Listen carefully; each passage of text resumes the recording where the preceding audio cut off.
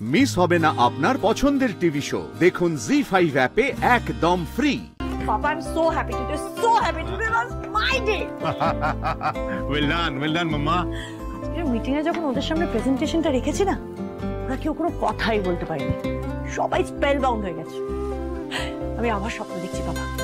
এবার দেখি কার সাথে আমাকে আটকানো। কনগ্রাচুলেশন। আমি শিওর ছিলাম যে তুই পারবি। You can achieve it. কেন বাবা? আজ সকালে যখন ল্যাপটপটা খারাপ হয়ে আবার ঠিক হয়ে গেল, আমি তখনই বুঝতে পেরেছিলাম দিস ইজ মাই প্রজেক্ট। ভালো এটা হতেই হবে। বাড়ির সবাই যে কি খুশি হয়েছে তোমায় কি বলবো রাজ। এই দাও এটা। আর তুমি চাকরিটা না পেলে তো জানতেই পারতাম না। মা খালি গলায় এত ভালো গান গান। এই রাজ, আমি না ভাবছি আজ বাড়ির সবার জন্য একটা স্পেশাল কিছু বানাবো।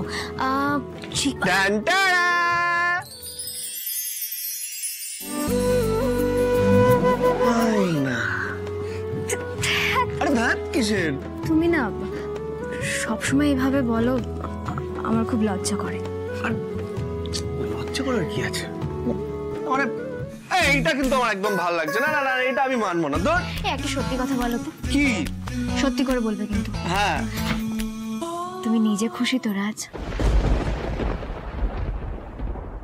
হ্যাঁ। কেন বলো তো? না, আমার কেন জানি না মনে হচ্ছে তোমার মনে অন্য কিছু চলছে। হ্যাঁ শ্রী, মানে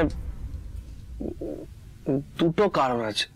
প্রথম কারণ হলো তুমি রোজ সকাল 7:30 8টার সময় ফিরবে, আমি সকাল 9টার সময় বেরোবো। আর ওই যে 1 ঘন্টা পাবো, তার মধ্যে তোমার 1000টা কাজ। ওই হরিমোদকের কচুরি ভাজা, এই ওই, আমরা তো একসাথে একটু সময়ও পাবো না।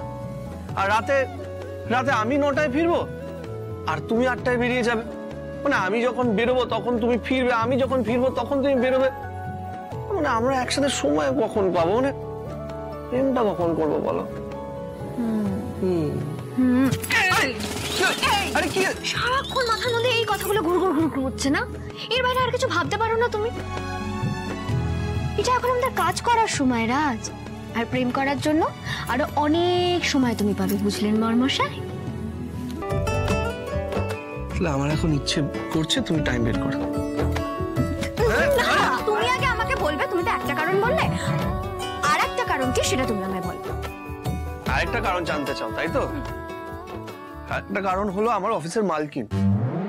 বাবারে বাবা, মানে পুরো মিস ভয়ঙ্করী।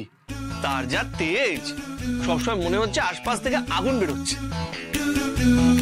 মালকিন? ও, অফিসে তাহলে তোমার মহিলা বস? হ্যাঁ, জানো না শ্রী, আজ যদি আমি ওনার ল্যাপটপটা ঠিক না করতাম না, তাহলে কত বড় প্রবলেম হয়ে যেত। কিন্তু ওনার বাবা ভালো মানুষ।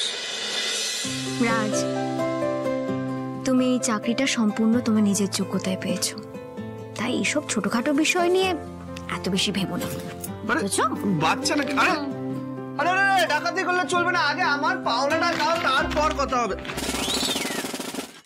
জি5 ডাউনলোড করুন আর সব এপিসোড দেখুন একদম ফ্রি।